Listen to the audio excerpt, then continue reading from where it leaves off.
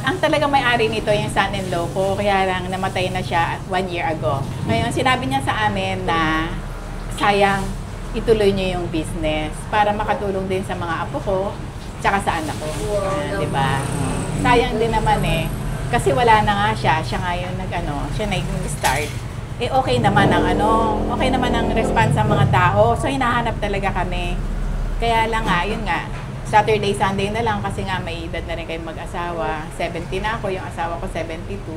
Hindi na namin kaya yung araw-araw na kaya every Saturday and Sunday na lang kami.